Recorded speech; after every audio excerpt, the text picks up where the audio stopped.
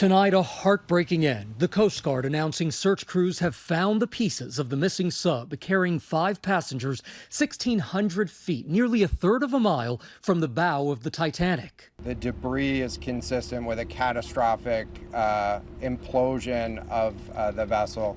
5 major pieces of debris were recovered on the ocean floor, including the sub's nose cone, as well as the front and back end of the vessel, all coming apart as the capsule collapsed inward under extreme pressure. It's unclear exactly when the sub imploded after it started its dive Sunday morning. The Navy now saying an underwater acoustic detection system heard what was likely the implosion of the Titan on Sunday. The information was immediately shared with the Coast Guard for analysis. On behalf of the United States Coast Guard and the entire Unified Command, I offer my deepest condolences to the families.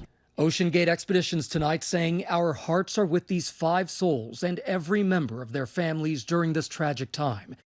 Businessman Shahzada Dawood and his 19-year-old son Suleiman, who shared a passion for science and discovery. British billionaire and explorer Hamish Harding, who loved adventure. Voyaging to space aboard a Blue Origin flight.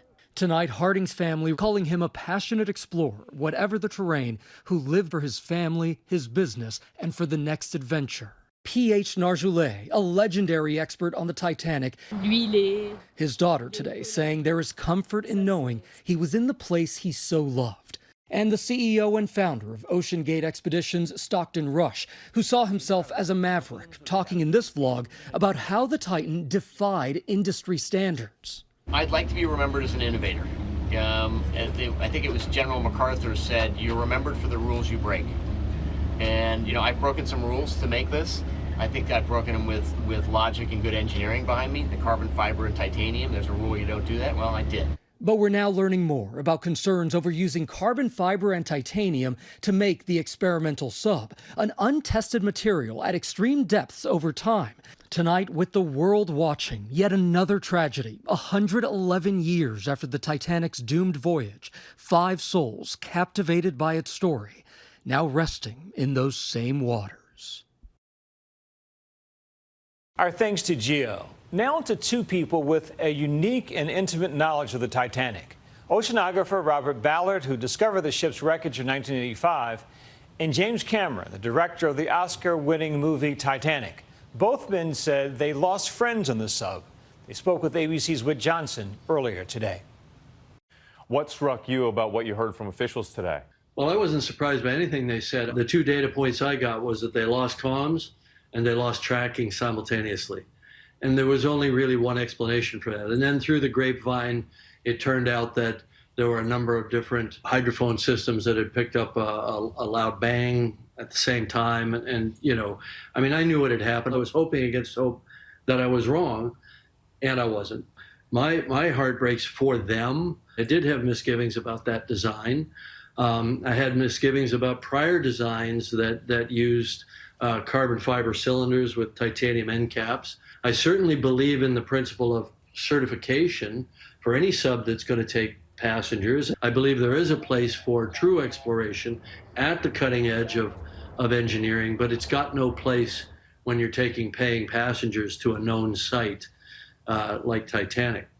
And Bob, how does this tragedy impact you personally and the community of explorers you're a part of? Well, I've known Stockton Rush since he was very young, and I remember him seeking me out at various times about his dream to go down to the Titanic, and obviously he was following his dream, and it led to a nightmare. Exploration is always risky. Climbing a mountain is risky, and people will take those chances, but I think you mitigate that risk as assiduously as possible with every fiber of your being. And you engineer against it to the extent humanly possible. And for me personally, that's part of the attraction. Bob, you once said visiting the Titanic is like dancing on someone's grave. What's it like down there? Well, it's the deep sea is an amazing place, but what's really amazing about it is you can't see very far. And I can remember when we came in on the Titanic for the first time, it was less than 30, 40 feet away. We came in a beam of the bridge, and it was like a giant wall of steel. So it's very intimate in that regard, but it's very unforgiving. You can't see pressure. The first time I went there, I felt like I'm going to the most remote place on the planet. And what I realized, as a result of this terrible tragedy in which, my friend P.H. Nargeolet also lost his life, because it's a very small circle. But then you've got, an operation like Ocean Gate that unfortunately didn't believe in certification. They were using experimental technology to take paying passengers to the Titanic. I mean, this whole thing is inexcusable. It's a tragedy. James, your blockbuster film renewed public interest in the Titanic. I wonder how this strikes you now to see a second tragedy at that very same site. I'm struck by the fact that somehow, individuals, companies have managed to miss the lesson of Titanic itself. What was Titanic saying to us over all these years, whether it's in my films or the many documentaries and so on, which is heed the warnings. Don't be arrogant. Don't think you're smarter than nature, and those were the warnings of Titanic. Now we have two wreck sites adjacent to each other that both represent, in my mind, recklessness. I remember the sinking of the Titanic led to the International Ice Patrol. It led to the fact that you had a radio operator 24 hours a day. All sorts of things came out of the loss of the Titanic that made it safer and safer. And I'm sure we're going to see new things coming out of this tragic event so that these people did not die in vain. Stay with ABC News for continuing coverage of this disaster. Hi, everyone. George Stephanopoulos here. Thanks for checking out the ABC News YouTube channel. If you'd like to get more videos, show highlights, and watch live event coverage, click on the right over here to subscribe to our channel. And don't forget to download the ABC News app for breaking news alerts. Thanks for watching.